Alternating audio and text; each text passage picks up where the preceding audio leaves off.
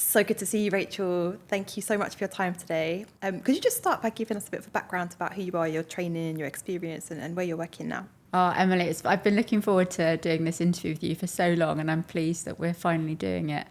So my name's Rachel Kaminski. I am a consultant pulmonologist, and I've been working here in Dubai now for 2 years. I work at Saudi German Hospital. Originally, I'm from the United Kingdom, where I did all my training, went to medical school there at Imperial College, and then did 19 years in the NHS before coming here. So what was it that motivated you to choose medicine and particularly focus on pulmonology? So I wanted originally to be an actress when I was a little girl. And I was at a concert that my brother was playing on the piano, and we were sitting in the audience, and my dad had a massive heart attack and got airlifted off to hospital, and we were left at the school, and everyone was trying to explain it to me, a 10-year-old girl, what was happening, who was going to help him, everything was going to be okay. And so the only way I could really cope and understand and get through things was to know exactly what was going on. So pretty much instantly I went to the hospital the next day and wanted to understand what they were doing, how they were getting him better, and just fell in love with these people as doctors that were able to give me my dad back and the whole understanding of the body and how intricate it was. So you would think I would have been a cardiologist, but the thing that most stuck in my mind was that my dad wasn't able to breathe when it was all happening, and just seeing somebody not being able to breathe and knowing that you can make a difference with that meant that I just wanted to become a lung specialist. Yeah. And the fact that I can look after both acute, chronic conditions, I can look after young, elderly, I think it's just the best speciality, and the people that are pulmonologists are just wonderful. Yeah, because that was one of the most inspiring things I always remember about you, actually, when I first met you. I think when you first moved to Dubai, and I came and watched you at one of your presentations, and I was listening to you speak, and you just really inspired me that, you said something like, what better way to make a difference and be of service in life than to help people to breathe? And when you said that, I was just like, wow. So why did you decide to relocate, and what was it about Dubai? Why did you choose to relocate to Dubai?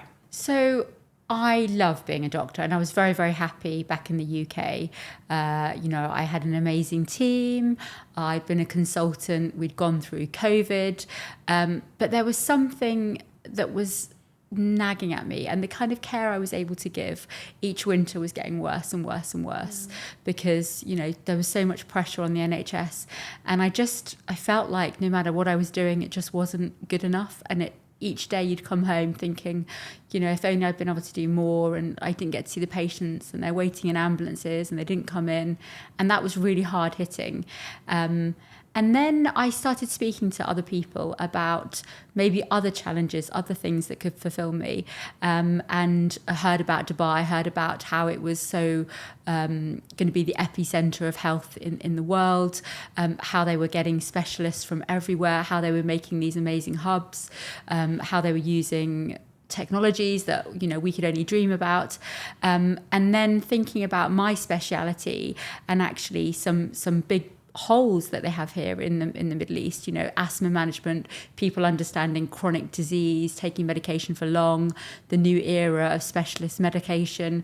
So it just felt like the right thing. And then I met a doctor who recommended just speaking to you, and I think well before the journey began with me being here, you were just very open. I could talk to you about what things were like here, what were the challenges, what were the opportunities, and so could build up a picture without any pressure of really what life would be like to be a doctor here.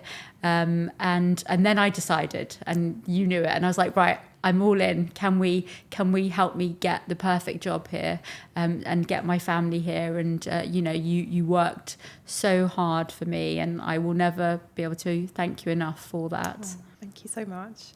Has your practice changed at all in any way since working here? So a lot of people will say that, but I've been trained, very NHS trained. So went to a British medical school, 19 years in the NHS. So everything for me is evidence based, is guideline driven, is protocol driven, and Some of my patients find it difficult that I don't give them nebulizers, that I don't give them antibiotics.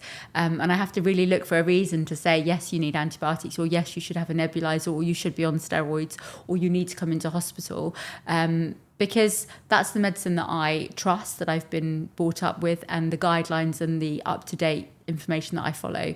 So it's the same. It's easier to give good care here. You know, a patient can come and see you before they've been ruined by not having that appropriate care at the appropriate time. Yeah. So you can intervene sooner. You can really change lives, make a difference. I don't see all the really horrible, complicated pneumonias because patients can actually get on the right treatment first. A lot of my patients that have got severe asthma back in the UK, these patients would have been on steroids for years, would have been, you know, the steroids would have changed them, made them depressed, anxious, put on weight. Here, patients, not one single patient is on long-term steroids because they have access to that care, that referral system, and they can be put on appropriate treatment. So that is different. Wow. So we're not seeing more end organ damage. We're being able to intervene much more readily. And also, you know, I've got an amazing cardiologist 2 doors down that I can refer my patients to. I've got a rheumatologist 2 corridors down. So I can phone a friend if ever it's something not in my specialist area, and they can see them. And that's amazing. Wow. Yeah, this has been a reoccurring theme actually for today, even with the other doctors I'm speaking to. Like, they're all commenting on how their practice is improved here because of the facilities, because of the access to the latest technology, equipment. Well, we've been the countries that have been launching medications, treatments ahead of America, ahead of the UK. You know, if I think about some of the medications that have been launched here, particularly in my field of airways, you know, we've been the 2nd, 3rd country that have been giving them in the world. Wow. So that says a lot, doesn't it? That, you know, we're trusted, that we have the infrastructure to give that, and that we can give it to the right patients at the right time and make those differences. Yeah. I think it starts at the top. I think it starts from, you know, how Dubai is set up as a health system, from the governing bodies, from using legislation, from the hospitals to be early adapters, from the patients wanting more, from the doctors wanting more. So all the payers are all saying the same thing. Everyone wants the same outcome, and that's why it's working. Do you have any other plans for the future? Any ventures, projects that you have in mind that you'd like to talk about? So there's quite a few things that I'm doing. So I'm very much involved in sort of academia, research, setting up research trials, being involved in publications, collaborating data, us all working together. So we've got an amazing network of pulmonologists across the United Arab Emirates, and we are now all working together. I want us to get all our data together. We've got an amazing society, the Emirates Thoracic Society, that I'm now involved in heavily as in the airways team, supporting primary care with upskilling them. So there's lots of projects that I'm involved in with some amazing people that are making big differences to patients. Lots of new treatments that we're bringing in, setting up, getting our official status as a centre of excellence at Saudi German for asthma and COPD. And we've already had publications. I've had about 4 or 5 since I've been here. So now moving on and, you know, aiming for sort of even bigger publications, even more research. So it's exciting. You're so amazing. 4 or 5 publications since you've been here, and you're working so many hours. You've got a family. Like, how do you manage it all? I have a lot of support from my family. I have a very supportive husband who really takes the load with the family, with the kids. I have very supportive colleagues at work. I have very supportive friends in the pharmaceutical industry that are, you know, helping with projects that I decide that I think are really good. So there's lots of people here. Everyone that's come here has got the same attitude, that they've come here for a reason. They've come here to better themselves. They've come here to better their families. They've come here because they're ambitious, because they have a vision. So if you surround yourself with the people that are all looking in the same direction, you will all move together in the same direction. So everybody pushes and motivates everybody else. And, you know, being surrounded by these people, there's a lot that then when you have an idea, then somebody else will run with it. And then you just need to come in and do this, this and this. So you can just use your actual skill set and have that infrastructure around you. So that's why I think you can achieve so much, because you've got so many people here willing to put in the time, put in the work. Everyone is as committed as you are. You're just an incredible leader. Thank you. Yeah. How's your children enjoying the schools here? Do you know what? The schools here are brilliant. They can do so many activities that are amazing. Like they're learning to code, they're learning about AI. My daughter's super sporty, and you know she won the under-11 rugby player of the school. Yeah. So how old is she? She's 11. So girls and boys, she won it. So she's just, you know, Wow. And she's a runner. My son's a little mathematician. The schooling here is brilliant, and just all the things they learn. And it's about what I really like. So my kids go to King's, is that they pick what the kids best at and they do extra lessons in that, because that's what real life is about, isn't it? Not all of us are like really good at English or maths. So picking what they're good at and pushing that. Yeah. Is what we should be doing. Yeah. So it's really good. So they feel really positive about themselves. Yeah. And, you know, they, you know, Dubai's got everything, hasn't it? Really. I know it's hot at the moment, and the holidays are long, but, you know, the kids are going to sports camp and they're learning badminton and jiu-jitsu, and, you know, they swim every day, and the dog's here is happy. She's in the pool every day. So you can make life here is very easy. You know, Yeah. The things that I struggled with back in the UK. So, you know, I would work all hours. My husband would work all hours. And by the end of the day, we could pay the mortgage, pay all the bills, and have one family holiday a year. Couldn't pay for our kids to go to private school. And we were hardworking. Yes. And here, you know, we work really hard, but we can give our family the best. We can go on amazing holidays. We can save.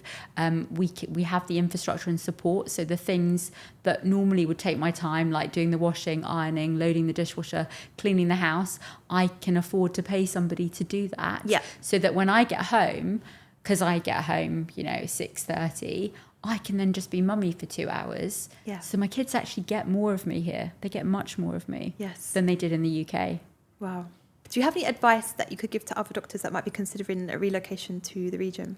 So I think it's amazing and brave of you to think about upsetting the status quo and doing something different. But life's meant to be lived. And I think that the fact that you're thinking about it says a lot. Speak to people, ask questions. There's no silly questions. You know, I'm happy to speak to you.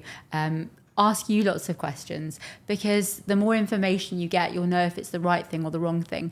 And also, you know, you can take a chance and come here. I was really lucky that my old trust actually gave me a 2-year sabbatical in order to come here. So I think, you know, in lots of countries now, they're struggling to hold on to their doctors. So you can almost come here risk-free, try it and see if it's for you. Yeah. And if it is, then you can be all in. I unfortunately said to my old trust, I love it here, I'm staying, I'm not coming back. And they said, we thought you'd say that, but we hoped, so that's why we did it. So there's things that you can do to kind of protect yourselves. And, you know, a lot of people that are here, you can rent cars, you can get a 6-month lease here and here. You can do things temporarily. And then when you want to make things permanent, you can also do that. Everything's very easy here.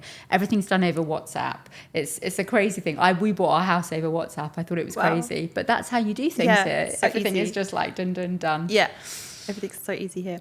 And how was your experience working with Allocation Assist? Do you know what? You still care about every single doctor that you've placed here. So there's no need for you to invest in us now. You've got us here, but you genuinely care. You check in.